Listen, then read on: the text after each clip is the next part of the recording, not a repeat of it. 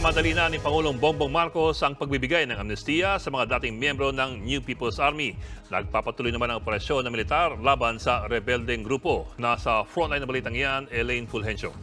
Kaya huwag ka matulog kaya. Sugatan ng lalaking ito na isa umanong miyembro ng New People's Army. Kuha ito pagkatapos makipagsagupaan kahapon sa tropa ng Philippine Army sa Las Novas, Northern Samar. Napatay naman sa engkwentro ang isa pang rebelde. Kinubkob ng mga sundalo ang kanilang pinagtataguan matapos makakuha ng tip mula sa mga residente.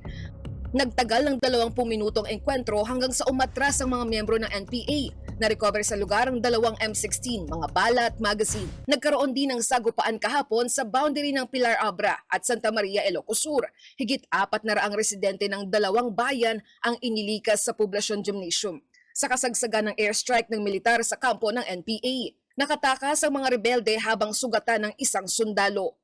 Natagpuan naman sa kampo ang samot-saring matataas na kalibre ng baril at mga kagamitan sa paggawa ng pampasabog. Sa isang pahayag, sinabi ng Philippine Army na lagi silang handa para protektahan ang mga komunidad laban sa mga natitirang miyembro ng CPP-NPA na patuloy umanong nagpapalaganap ng terorismo at karahasan.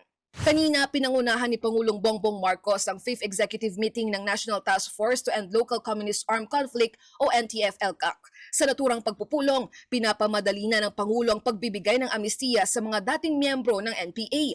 Ayon sa NTF-ELCAC, inaayos na nilang implementing rules and regulations ng amnesty program. Target itong maipatupad ngayong taon. Ino-organize na natin yung tinatawag na Local Amnesty Board. Ito yung more or less 17 local amnesty board in different regions. Ito yung mag-poproseso at mag-assess kung either yung ina-apply na amnesty will be eligible or not.